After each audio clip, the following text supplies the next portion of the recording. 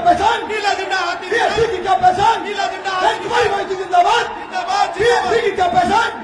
बहन जी आप संघर्ष करो, हम आपके साथ हैं, बहन जी आप आगे बढ़ो, आपके साथ बहन कुमारी मायावती जी जिंदाबाद, जिंदाबाद जिंदाबाद बहन कुमारी मायावती जी जिंदाबाद, जिंदाबाद बहन जी जिंदाबाद आप संघर्ष करो, हम आपके साथ बहन जी हैं, आप आगे बढ़ो, हम आपके साथ हैं, बीएसपी की क्या पहचान, नीला झंडा हाथी बीएसपी की क्या पहचान, नीला झंडा बहुजन समाज पार्टी जिंदाबाद, जिंदाबाद जिंदाबाद बहुजन समाज पार्टी जिंदाबाद, जिंदाबाद बहन जिंदाबाद कुमारी माइती जिंदाबाद, जिंदाबाद बहन कुमारी माइती जिंदाबाद, जिंदाबाद जिंदाबाद बीएसपी की क्या पहचान, नीला झंडा हाथी निशान।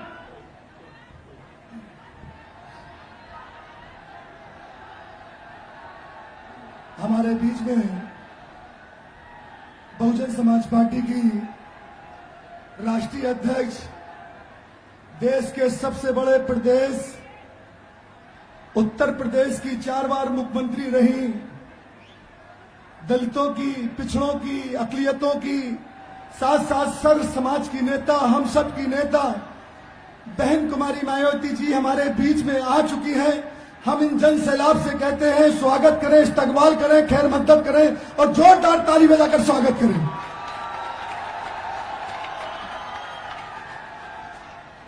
मैं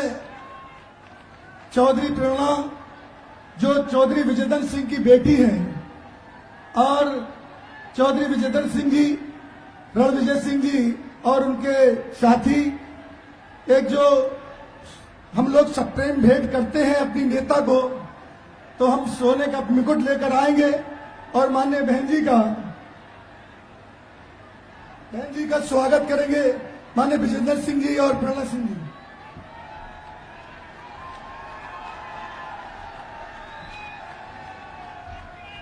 बहुजन समाज पार्टी जिंदाबाद,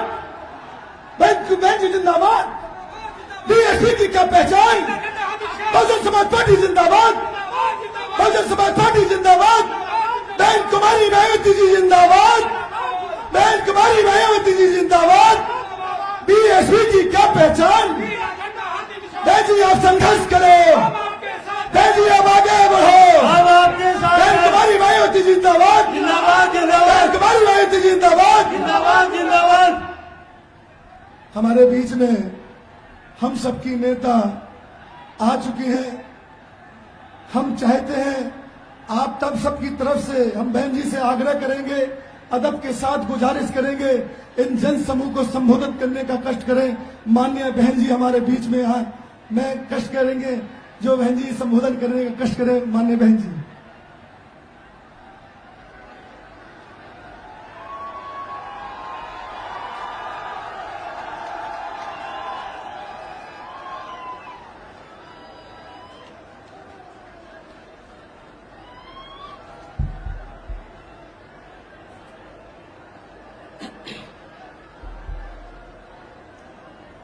बीएसपी की इस चुनावी जनसभा में इकट्ठा हुए पार्टी के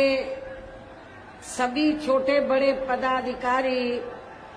एवं कार्यकर्तागण, आज आप लोग देश में व यहाँ आपके उत्तर प्रदेश स्टेट में भी लोकसभा के लिए हो रहे आम चुनाव में अपनी पार्टी के उम्मीदवारों के समर्थन में जो यहाँ चुनाव लड़े हैं, उनके समर्थन में मुझे सुनने के लिए यहाँ इकट्ठा हुए हैं, तो उसके लिए मैं आप सभी लोगों का हार्दिक दिल से आभार प्रकट करती हूँ। वैसे आप लोगों को ये विदित है कि हमारी पार्टी कांग्रेस, बीजेपी व अन्य किसी भी विरोधी पार्टी तथा गठबंधन आदि के साथ मिलकर नहीं, बल्कि अकेले ही अपनी पार्टी के बलबूते पर ही पूरी तैयारी व दमदारी के साथ यह चुनाव लड़ रही है। इसके साथ ही हमने टिकट बंटवारे के मामले में भी सर्व समाज के लोगों को उचित भागीदारी दी है, जिनको जिताने के लिए पार्टी के लोग पूरे जी जान से लगे हैं। हालांकि आज यहाँ आपकी इकट्ठा हुई अपार भीड़, वह भीड़ के जबरदस्त जोश को भी देखकर अब मुझे भी ये काफी हद तक भरोसा हो गया है कि पिछली बार की तरह इस बार भी आप लोग यहाँ अपने उत्तर प्रदेश से लोकसभा चुनाव में अपनी पार्टी का बेहतर रिजल्ट जरूर लाएंगे। पिछली बार की तरह आप लोग बिजनौर लोकसभा की सीट को भी जीतेंगे और नगीना रिजर्व लोकसभा की सीट को भी जरूर जीतेंगे। इसके लिए अब मैं आप लोगों का ध्यान कुछ जरूरी बातों की तरफ दिलाना चाहती हूँ और इस संबंध में विशेषकर मैं कांग्रेस, बीजेपी व इनके अन्य सभी सहयोगी दलों के बारे में ये कहना चाहूंगी कि आजादी के बाद शुरू में केंद्र व देश के काफी राज्यों में भी ज्यादातर सत्ता यहाँ कांग्रेस पार्टी के ही हाथों में केंद्रित रही है, किंतु इनकी अधिकांश मामलों में रही गलत नीतियों एवं गलत कार्य प्रणाली आदि की वजह से ही फिर इस पार्टी को केंद्र व काफी राज्यों की भी सत्ता से बाहर होना पड़ा है तथा यही स्थिति इनकी सहयोगी पार्टियों की भी बनी रही है, जिसके कारण ही फिर पिछले कई वर्षों से बीजेपी व इनके सहयोगी दल केंद्र एवं काफी राज्यों की सत्ता में काबिज हो गए हैं, लेकिन इनकी भी ज्यादातर रही जातिवादी, पूंजीवादी, संकीर्ण, सांप्रदायिक व द्वेषपूर्ण नीतियों एवं कार्य प्रणाली आदि से तथा इनके कथनी व करनी में भी काफी अंतर होने की वजह से अब ऐसा लगता है कि इस बार ये पार्टी भी यानी कि भारतीय जनता पार्टी भी केंद्र की सत्ता में आसानी से वापस आने वाली नहीं है, बशर्ते यदि ये चुनाव इस बार फ्री एंड फेयर होता है तथा आम चर्चा के मुताबिक वोटिंग मशीनों में भी कोई गड़बड़ी आदि नहीं की जाती है। और वैसे भी इस बार चुनाव में इनकी कोई भी पुरानी व नई चल रही नाटकबाजी, जुमलेबाजी व गारंटी आदि काम में आने वाली नहीं है, क्योंकि अब देश की जनता काफी हद तक इस बात को समझ चुकी है कि इनकी पार्टी ने अब तक देश के विशेषकर गरीबों, कमजोर तबकों, मध्यम वर्गों एवं अन्य मेहनतकश लोगों को जो इन्हें अच्छे दिन दिखाने के वायदे किए थे, असंख्य प्रलोभन भरे वायदे किए थे तथा अनेकों हवाई व कागजी गारंटी भी दी है, तो उनका जमीनी हकीकत में अभी तक इन्होंने लगभग 1/4 हिस्सा कार्य भी पूरा नहीं किया है, बल्कि इसके स्थान पर इनका ज्यादातर समय व ताकत भी यहाँ इनके अपने चहेते रहे बड़े बड़े पूंजीपतियों एवं धन्ना सेठों को ही ज्यादा से ज्यादा मालामाल व धनवान आदि बनाने में तथा उन्हें हर स्तर पर छूट देने व बचाने में ही लगी रही है, जिनके अधिकांश आर्थिक सहयोग से ही ये पार्टी व अन्य पार्टियां भी अपना संगठन चलाती हैं तथा चुनाव आदि भी लड़ाती हैं, जिसका काफी कुछ खुलासा बॉन्ड की अभी हाल ही में आई रिपोर्ट में भी किया गया है। इसके साथ ही अब ऐसा लगता है कि कांग्रेस पार्टी की तरह ही बीजेपी ने भी केंद्र की तमाम सरकारी जांच एजेंसियों का ज्यादातर राजनीतिकरण ही कर दिया है इसके अलावा देश के किसान वर्ग भी वर्तमान बीजेपी की सरकार में शुरू से ही अपनी विभिन्न समस्याओं को लेकर काफी ज्यादा दुखी व परेशान रहे हैं और अभी भी हैं। जबकि यूपी में 4 बार हमारी पार्टी की रही सरकार ने इनके हितों का भी हर स्तर पर विशेष ध्यान रखा है। हमारे किसान भाइयों को ये मालूम है कि जब भी उत्तर प्रदेश में बीएसपी के नेतृत्व में हमारी सरकार बनी तो हमारी पार्टी की सरकार ने किसानों का हर स्तर पर उनके हितों का पूरा ध्यान रखा है। उनको खेती करने के लिए जो सुविधाएं हैं तो वो आसान दामों में दी। उनकी जो फसल है उसका उचित दाम दिया।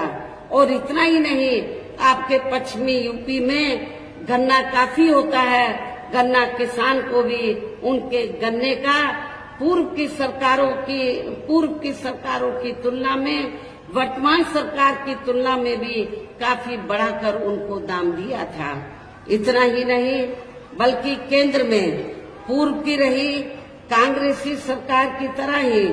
वर्तमान भाजपा सरकार में भी इनकी जातिवादी, हीन, सांप्रदायिक एवं पूंजीवादी सोच व नीतियों के चलते ही पूरे देश में सर्व समाज में से खासकर गरीबों, दलितों, आदिवासियों, पिछड़े वर्गों, मुस्लिम एवं अन्य धार्मिक अल्पसंख्यक समाज के लोगों का भी पूर्ण रूप से विकास व उत्थान आदि नहीं हो सका है। और इस संदर्भ में वैसे आप लोगों को ये मालूम है कि पूरे देश में यहाँ दलितों, आदिवासियों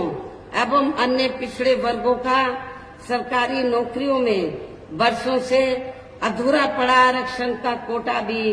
अभी तक पूरा नहीं भरा गया है। विशेषकर एससी व एसटी वर्गों के सरकारी कर्मचारियों का पदोन्नति में आरक्षण भी अब काफी हद तक प्रभावहीन ही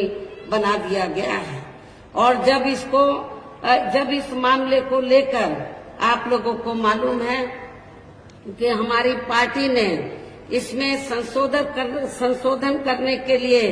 जब बिल राज्यसभा में लाया, मैं राज्यसभा में थी, जब राज्यसभा में लाया तो सरकार को हमने काफी हद तक रजामंद कर लिया था तो संशोधन लाने के लिए, ताकि पदोन्नति में जो आरक्षण जो प्रभावहीन बन गया है वो प्रभावशाली बन जाए और एससी एसटी के कर्मचारियों को पदोन्नति में आरक्षण ठीक ठाक मिल जाए। लेकिन जब ये बिल लाया गया तो समाजवादी पार्टी के सांसदों ने तो इस बिल को पास नहीं होने दिया और बिल को संसद के अंदर फाड़ दिया था। अब किस मुंह से समाजवादी पार्टी के लोग ये कहते हैं दलितों को कि आप हमें वोट दो? जिस समाजवादी पार्टी ने एससी एसटी का जो पदोन्नति में आरक्षण का विधेयक है उसको पास नहीं होने दिया, ऐसी पार्टी के उम्मीदवार की जमानत जब्त कराना ये आप लोगों की जिम्मेवारी बनती है। साथ ही केंद्र व राज्यों में भी विरोधी पार्टियों की रही सरकारों में इन सभी वर्गों को प्राइवेट सेक्टर में आरक्षण दिए जाने की व्यवस्था किए बिना ही इनकी सरकारों के ज्यादातर सरकारी कार्य अब प्राइवेट सेक्टर के जरिए ही इनके बड़े बड़े पूंजीपतियों व धन्ना सीटों आदि को ही दिए जाने के कारण अब इनको पूरे देश में आरक्षण का बहुत कम ही लाभ मिल पा रहा है। इसी प्रकार इनका अन्य और मामलों में भी शोषण व उत्पीड़न आदि होना अभी तक भी बंद नहीं हुआ है। इनके साथ साथ मुस्लिम व अन्य धार्मिक अल्पसंख्यक समाज के लोगों की भी हालत हर स्तर पर यह काफी ज्यादा खराब व दयनीय ही बनी हुई है, जिसका काफी कुछ खुलासा सच्चर कमेटी की रिपोर्ट में भी किया गया है। इतना ही नहीं बल्कि पिछले कुछ वर्षों से केंद्र व अधिकांश राज्यों में भी बीजेपी व आरएसएस की सरकारों के चलते हुए अब इनका विकास एवं उत्थान आदि होना भी काफी हद तक बंदशाई हो गया है। आए दिन इन पर खासकर धर्म की आड़ में हो रही जुल्म जाति भी यह काफी ज्यादा चरम सीमा पर पहुंच चुकी है। इनके साथ साथ अपर कास्ट समाज में से विशेषकर गरीब लोगों की भी हालत हमें कोई खास अच्छी नजर नहीं आती है। इनकी गलत कृषि नीतियों के कारण किसान वर्ग भी आए दिन आंदोलित ही रहता है। साथ ही इनकी गलत आर्थिक नीतियों की वजह से देश की अर्थव्यवस्था पर भी इसका काफी बुरा प्रभाव पड़ रहा है, जिससे यहाँ विशेषकर काफी ज्यादा दुखी व परेशान हैं। और अब केंद्र में पूर्व की रही सरकारों की तरह ही वर्तमान भाजपा सरकार में भी यहाँ पूरे देश में गरीबी, बेरोजगारी एवं महंगाई आदि भी लगातार काफी ज्यादा बढ़ रही है। देश में हर स्तर पर फैला भ्रष्टाचार भी अभी तक कम नहीं हुआ है। साथ ही अपने देश की सीमाएं भी अभी तक पूरे तौर से सुरक्षित नहीं हैं। ये भी बड़ी चिंता की बात है। ऐसे में अब आप लोगों को देश में हो रहे लोकसभा चुनाव में कांग्रेस, बीजेपी व इनकी सहयोगी पार्टियों को भी केंद्र की सत्ता में आने से जरूर रोकना है। जिनकी गलत नीतियों व गलत कार्य प्रणाली आदि को आप लोग काफी हद तक आजमा चुके हैं। ऐसी स्थिति में अब ये विरोधी पार्टियां किस्म किस्म के साम दाम दंड भेद आदि अनेकों हथकंडे इस्तेमाल करके केंद्र की सत्ता में आने की भी पूरी कोशिश में लगी हैं, जिनसे अपनी पार्टी के लोगों को हर स्तर पर काफी ज्यादा सावधान रहना है। और इस मामले में विरोधी पार्टियां अपने पक्ष में हवा बनाने के लिए खासकर मीडिया, ओपिनियन पोल व सर्वे आदि का जो बड़े पैमाने पर इस्तेमाल कर रही हैं, तो उनसे भी अपनी पार्टी के लोगों को बिल्कुल भी गुमराह नहीं होना है। इसके साथ ही विरोधी पार्टियों के विभिन्न रूपों में जारी किए गए इनके हवाई व प्रलोभन भरे चुनावी घोषणा पत्रों एवं वायदों आदि के बहकावे में भी अपनी पार्टी के लोगों को कतई नहीं आना है, जिन्हें ये पार्टियां चुनाव खत्म होने के बाद ज्यादातर अमल में नहीं लाती हैं। और अब जिन पर से देश की जनता का अधिकांश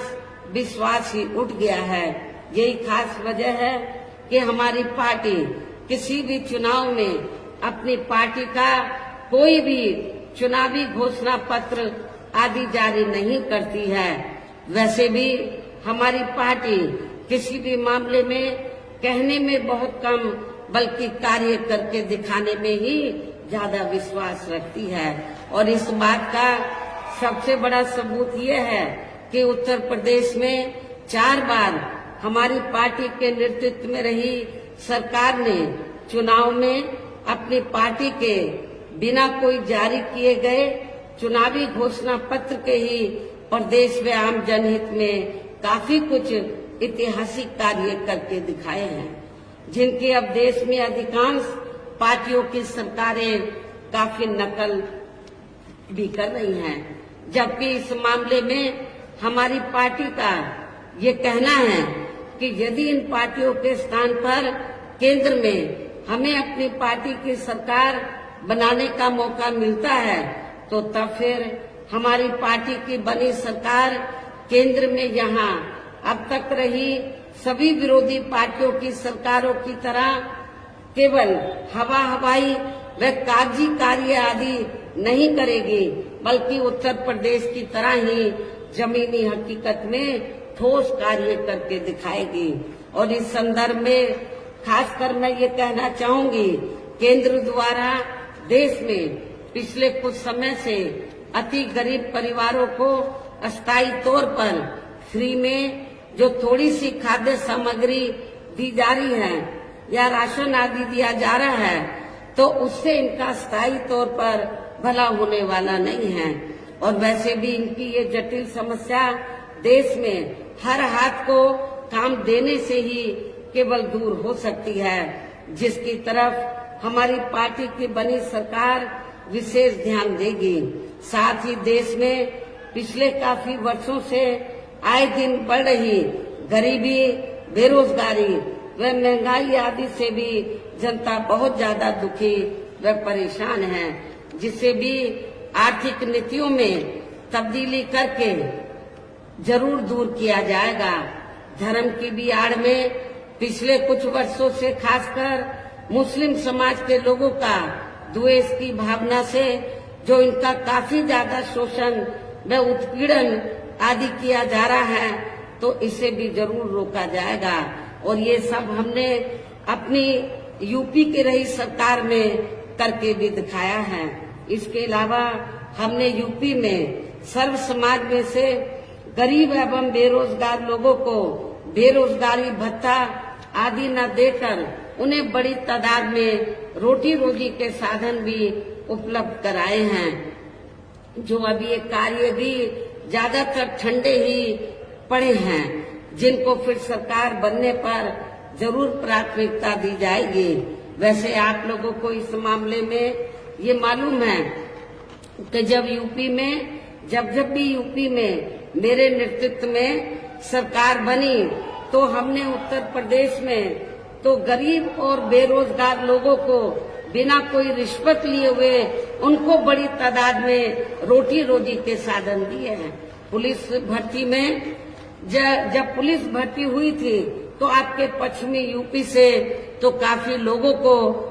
भर्ती किया गया, और खास तौर से हमने बिना कोई पक्षपात के, बिना कोई जाति देखे हुए जो भी इसमें काबिल था, जो भी इस पोस्ट के लिए काबिल था, उनकी हमने भर्ती की। आपके पश्चिमी यूपी से बड़े पैमाने पर हमारे जाट जो बच्चे हैं, उनकी भी बड़ी तादाद में भर्ती हुई थी। वैसे तो अन्य समाज के लोगों को भी मौका मिला, लेकिन उन्हें भी मौका दिया गया। कहने का तात्पर्य यह है कि देश में इस समय हो रहे लोकसभा चुनाव में विरोधी पार्टियों के जारी किए गए उनके हवाई व प्रलोभन भरे चुनावी घोषणा पत्रों आदि के बहकावे में अब यहाँ खासकर देश के अति गरीबों, मजदूरों, बेरोजगारों एवं अन्य जरूरतमंद लोगों को बिल्कुल भी नहीं आना है। और अब इन्हें ऐसी सभी विरोधी पार्टियों को हर हालत में केंद्र की सत्ता में आने से जरूर रोकना है, जिनकी कथनी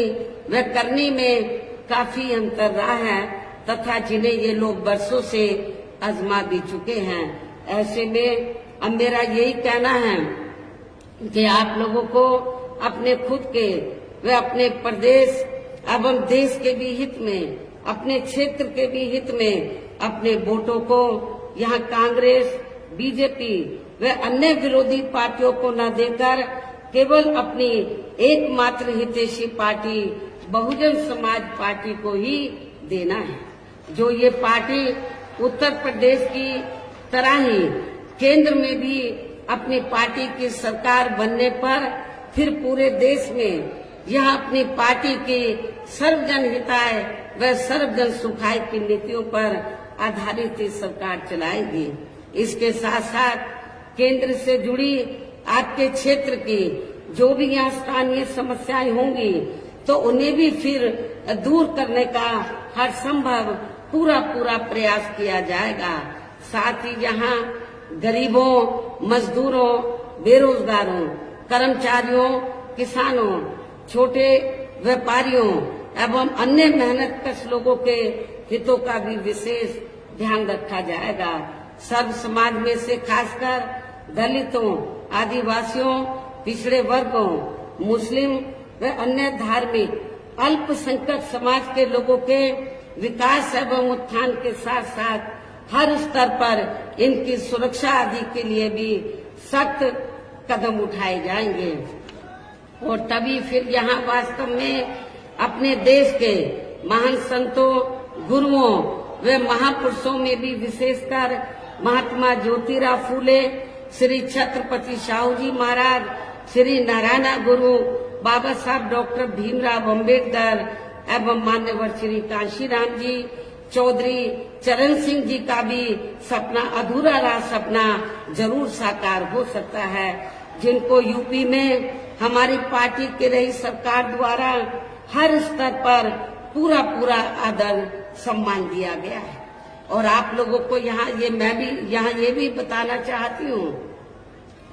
कि जब हमारी पार्टी की बनी सरकार ने और खास तौर से चौथी बार जब पूर्ण बहुमत की सरकार बनी